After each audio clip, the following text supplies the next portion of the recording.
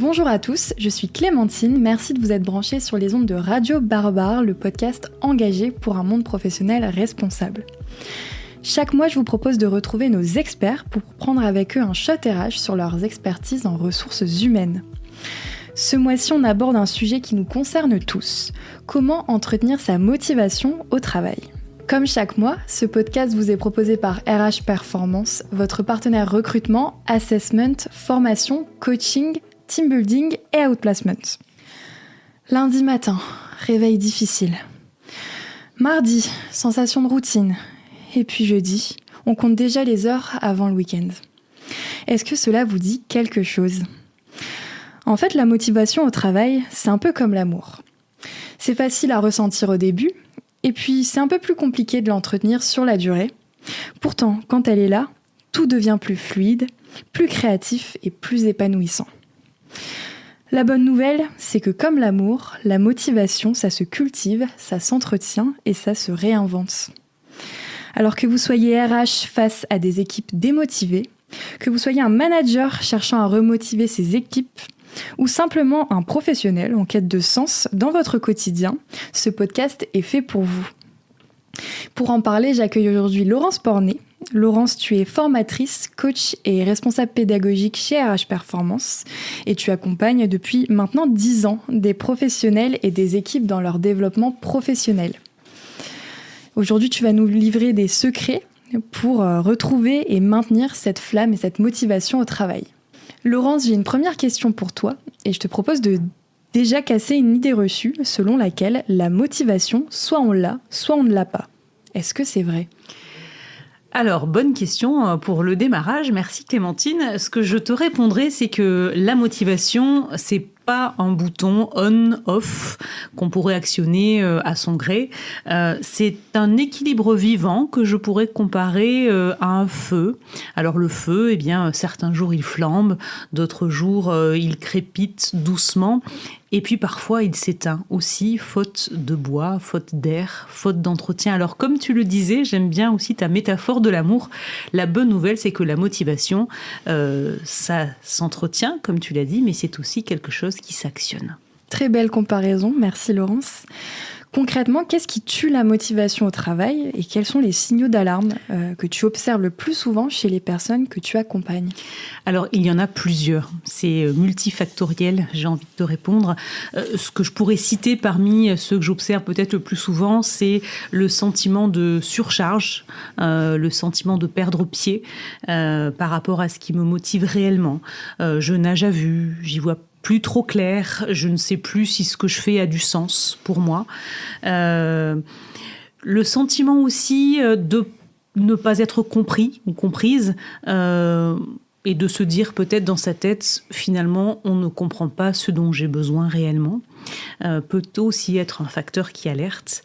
Le peu ou le pas de soutien au développement qui fait parfois dire aux personnes que j'accompagne, ma boîte ne croit pas en moi parce qu'il n'investit pas sur moi.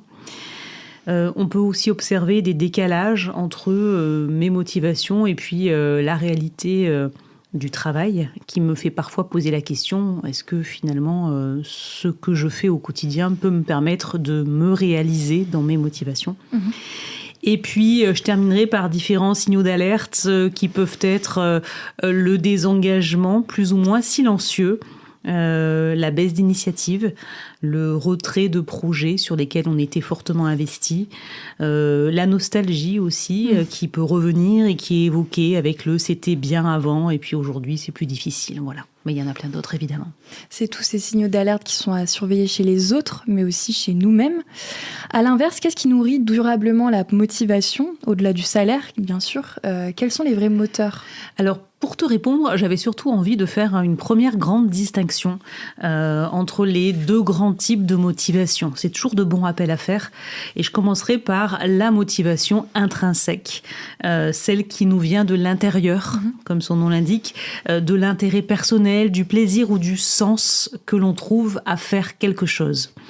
On agit parce qu'on aime l'activité en elle-même, parce qu'on y trouve de la satisfaction, de la fierté, du plaisir, parce qu'elle a du sens, parce qu'elle correspond même à nos valeurs. Alors par exemple, j'apprends quelque chose parce que pour moi, la curiosité intellectuelle, c'est important. Ou j'aime à résoudre des problèmes parce que pour moi, c'est stimulant. Ou j'aime aider les autres parce que cela me nourrit personnellement. Voilà, tout ça, ce sont des moteurs, des motivations qu'on qualifie d'intrinsèques. En opposition à cela, ou en complément, tout dépend de comment on peut le voir, il y a la motivation, cette fois-ci extrinsèque, qui, comme son nom l'indique, vient d'un élément externe. Alors c'est généralement une récompense, mais ça peut aussi à l'inverse être une pression, ça peut aussi être une reconnaissance. Et donc ça nous pousse à agir pour obtenir quelque chose de l'extérieur. Par exemple, je fais ça parce que ça va me donner un bonus, ou ça va me permettre d'obtenir une promotion, ou je ne fais pas ça pour éviter la sanction ou le jugement. Bref, on aura bien compris qu'on agit non pas parce que ça vient nourrir quelque chose à l'intérieur de nous, mais pour obtenir quelque chose de l'extérieur. Et pour conclure, je dirais, si sur cette dernière motivation, l'extrinsèque, eh bien, la motivation est plus rapide, elle est aussi souvent moins durable. Et c'est ce que d'ailleurs toutes les enquêtes révèlent, notamment par rapport au principal moteur externe, qui est la rémunération, la prime par exemple, qui nous prouve que, bien entendu, on est tous ravis quand on a une augmentation. En revanche, si on mesure ce côté plaisir, bonheur ressenti dans la durée, ça s'éteint assez rapidement. En revanche, nourrir ces motivations intrinsèques, c'est prouvé, ça peut nous motiver dans la durée. Merci pour ta réponse, Laurence. En ce moment, on entend beaucoup parler de l'ikigai. C'est un outil japonais qui nous permet de retrouver notre alignement professionnel. Est-ce que tu pourrais peut-être nous en dire plus sur cet outil et comment tu l'utilises au quotidien ?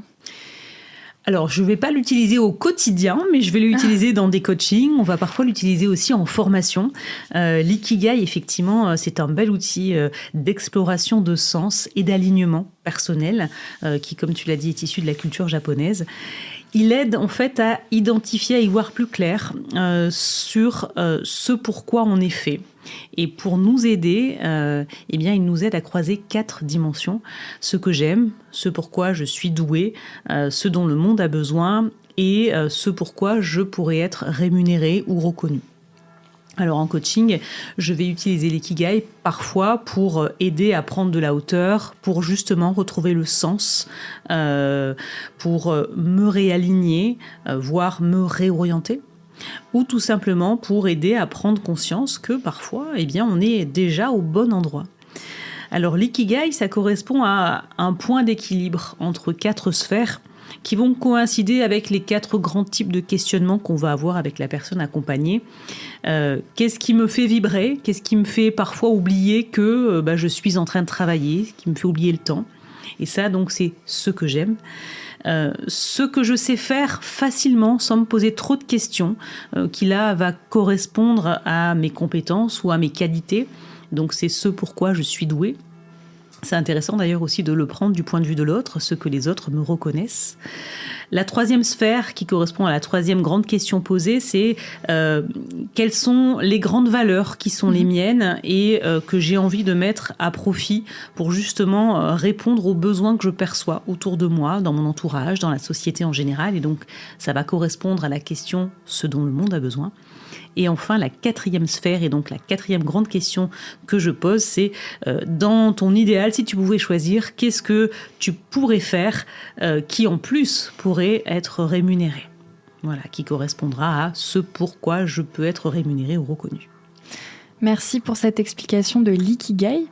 Au-delà de ça, est-ce qu'il y a d'autres outils ou des techniques que tu recommanderais pour entretenir sa motivation au quotidien ? Alors, je ne vais pas parler d'outils, je vais plutôt parler de concept, le concept de flow. Le flow qui a été écrit, alors je ne vais pas me risquer à prononcer son nom. Son prénom, c'est Mihaly, et je laisse tous ceux qui connaissent, parce que le flow est un concept bien connu, qui est en tout cas un état mental dans lequel on est tellement absorbé par ce que l'on fait qu'on en perd la notion du temps.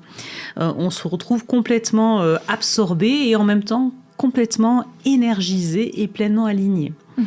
C'est le fameux moment où on se dit « Oh, mais j'étais à fond, j'ai même pas vu le temps passer ». Alors pourquoi parler du flow ? Parce que le flow, c'est un carburant naturel. C'est le flow qui vient nourrir notre motivation Et en retour, eh bien, la motivation va faciliter l'accès au flow. En fait, c'est comme un cercle vertueux. Pour le manager, d'ailleurs, ça peut être intéressant de se dire qu'il y a 6 leviers managériaux qu'il peut utiliser pour favoriser le flow dans ses équipes. Ces leviers sont donner de la clarté sur les objectifs. Ensuite, c'est ajuster le niveau de challenge. Il faut que le défi soit suffisamment stimulant, mais il faut aussi que la personne ait les compétences et les ressources disponibles pour pouvoir y répondre. Le 3e levier, eh bien, c'est pouvoir donner du feedback rapide et concret. Les collaborateurs ont en effet besoin de sentir que les choses avancent et pas seulement qu'ils travaillent sans pouvoir mesurer les fruits de ce qu'ils font. Le 4e levier que le manager peut avoir pour stimuler le flow, c'est de protéger les plages de concentration. Le flow, il a besoin d'un temps continu et sans interruption. Donc le manager peut par exemple aider à bannir les réunions inutiles, les notifications, les micro-sollicitations qui viennent polluer ce temps-là qui est nécessaire. On n'oubliera pas en effet qu'un cerveau interrompu met environ 10 à 20 minutes pour récupérer son niveau de concentration. Le 5e levier, c'est donner de l'autonomie et de la confiance, parce que le flow, il apparaîtra quand on se sentira acteur et pas exécutant. Donc laisser le choix sur le comment faire et le droit à l'erreur qui va avec. Et enfin, le 6e levier pour un manager qui souhaite activer le flow, c'est de toujours relier ce qu'il demande à du sens. Ce qui revient aussi à connaître et à utiliser le plus souvent possible les leviers de motivation de chacun, parce que ce qui a du sens pour moi n'aura peut-être pas le même sens pour quelqu'un d'autre. Donc il va s'agir de l'expliquer en fonction. Cher manager, vous avez les 6 leviers à activer pour dépasser l'état de flow de vos collaborateurs. Laurence, je voulais savoir du côté RH et managérial, quelles actions concrètes on peut mettre en place pour créer un environnement qui nourrit la motivation des équipes ? Le premier ingrédient, il est simple, mais en même temps, il est très compliqué, c'est l'écoute. Écouter les collaborateurs, pouvoir adapter les missions. Je disais juste avant, les leviers de motivation ne sont pas les mêmes d'un collaborateur à un autre. Certains auront besoin absolument de pouvoir créer dans leur environnement, là où d'autres auront plutôt besoin d'apprendre ou d'avoir du relationnel. Voilà, les premiers moteurs ne sont pas les mêmes d'un individu à un autre.